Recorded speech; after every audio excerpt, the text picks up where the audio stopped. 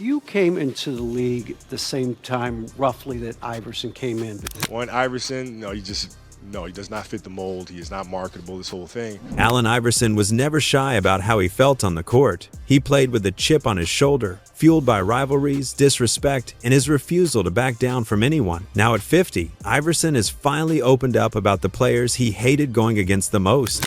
From superstar sharpshooters to teammates turned critics, these were the matchups that pushed him, tested him, and sometimes infuriated him throughout his legendary NBA career. The first player Iverson really hated going against was none other than Jesus Shuttlesworth himself, Ray Allen. When Allen Iverson put on that show and brought this team back from 33 down to 11. In the late 1990s and early 2000s, few guards carried the same weight in the Eastern Conference as Allen Iverson and Ray Allen. Both were stars in their own right.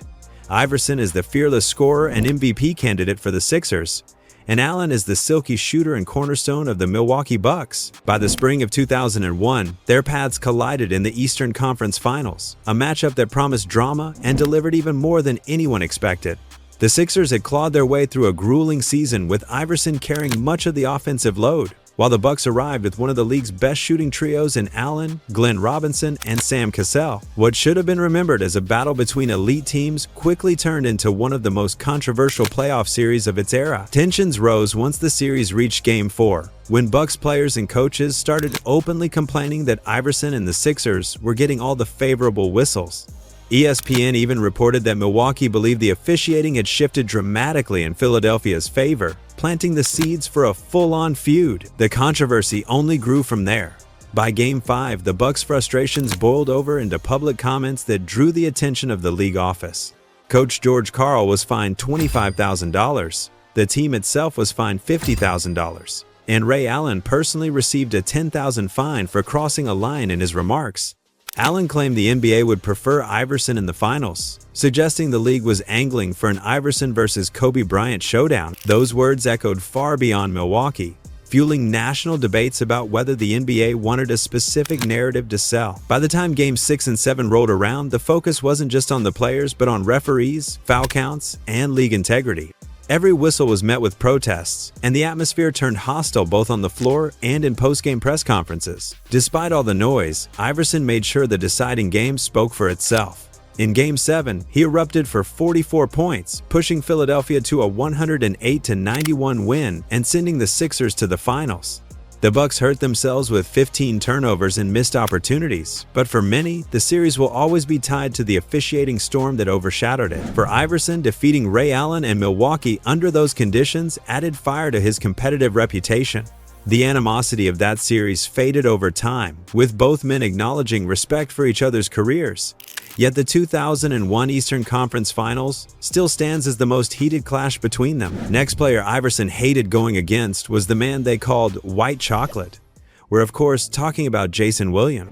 Williams will take the three and make the three. When Jason White Chocolate Williams entered the NBA in 1998, the league had never really seen anything like him. Drafted by the Sacramento Kings, he brought a flashy playground style that was heavy on no-look passes, deep pull-up threes, and fearless crossovers.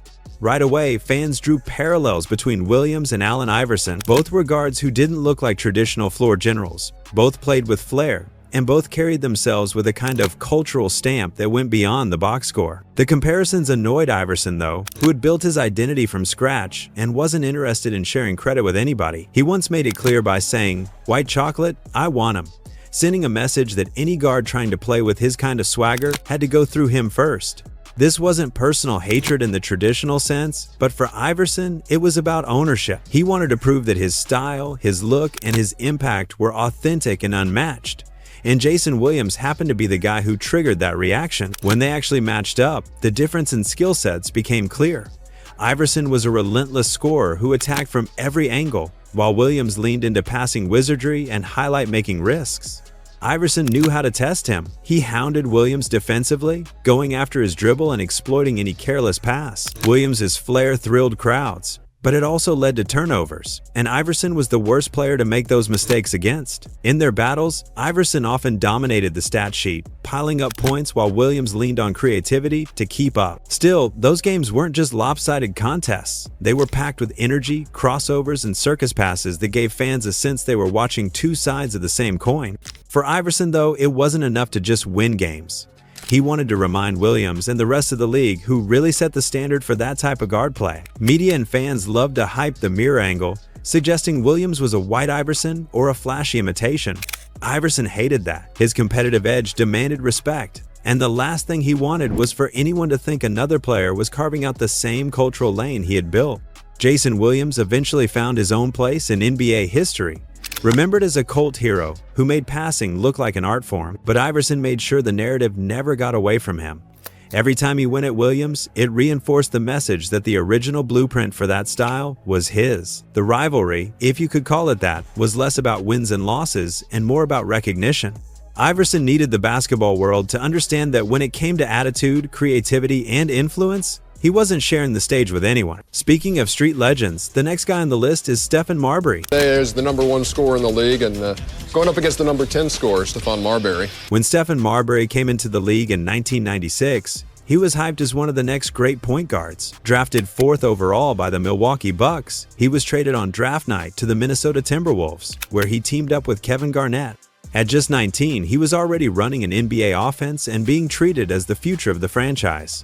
That same year, Allen Iverson was drafted 1st overall by the Philadelphia 76ers, and the comparisons started immediately. Both were small, fast, and explosive guards with the confidence to take on anybody. Marbury was seen as Garnett's backcourt partner, while Iverson carried the weight of an entire franchise on his shoulders. From the beginning, the media set the two up as rivals, asking who would come out on top. Iverson didn't hide how he felt about those comparisons. He was proud of what he accomplished in Philadelphia and made it clear he thought his achievements put him ahead of Marbury. In Iverson's mind, the two weren't equals, even if they were drafted in the same class. When they actually met on the court, the rivalry lived up to the hype. Iverson, always looking for a reason to get motivated, went at Marbury harder than most. His scoring average often jumped in those matchups, as if he wanted to prove something. Marbury, for his part, wasn't afraid to fire back. He had nights where he matched Iverson bucket for bucket, sometimes even outscoring him. But the difference came down to efficiency and control. Iverson could take over games in the 4th quarter, hitting clutch shots or drawing fouls, while Marbury had a reputation for forcing the action and taking questionable shots. Reporters and teammates noticed Iverson's edge, saying he wanted to destroy any guard the league tried to put on his level.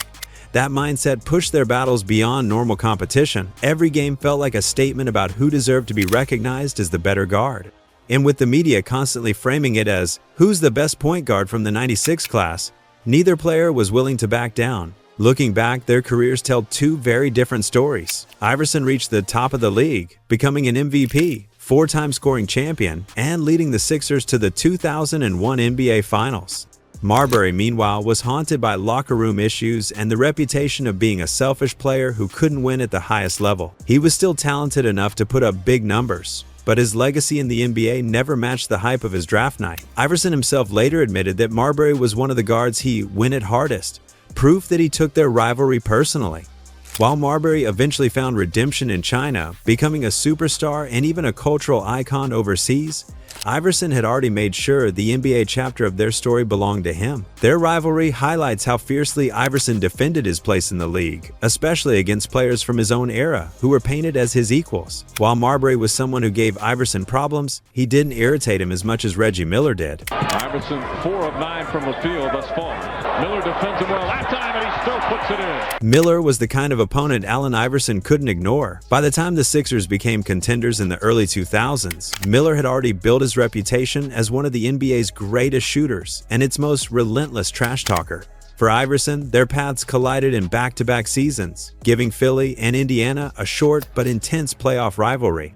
The first meeting came in the 2000 Eastern Conference semifinals, a bruising series that featured constant physicality and plenty of verbal jabs.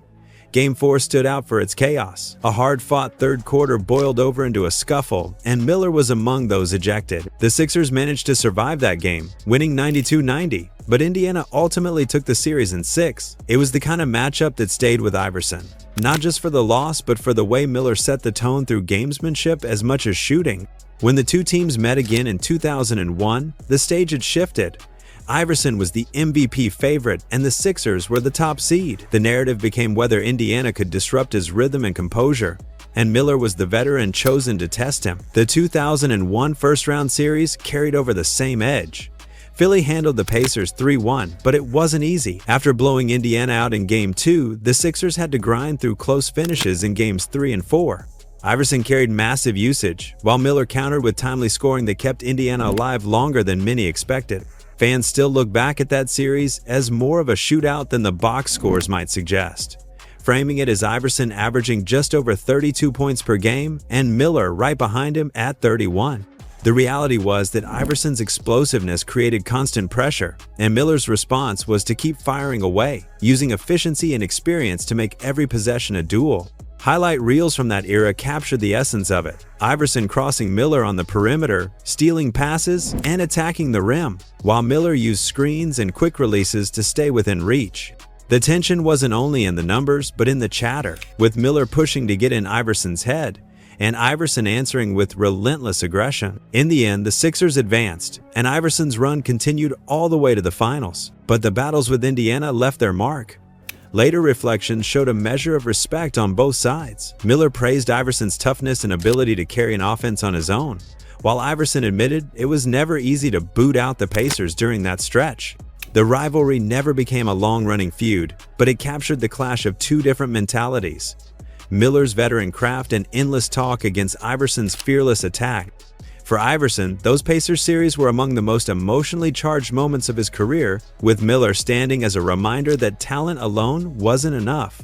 Sometimes, you had to beat the mind games too. Let's move on to another Eastern Conference rival Iverson had to face for years, and let's talk about Detroit legend Chauncey Billups. 76er.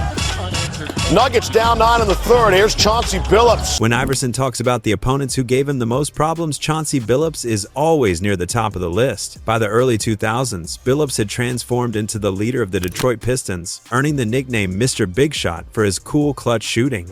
While Iverson thrived in chaos with the Sixers, dominating the ball and attacking non-stop, Billups was the opposite. He brought patience, structure, and control to every game. The Pistons' identity mirrored him perfectly: a defensive powerhouse, unselfish, balanced, and disciplined.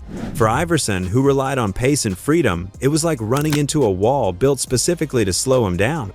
Every time the Sixers and Pistons met, Billups dictated tempo, and Iverson had to fight uphill.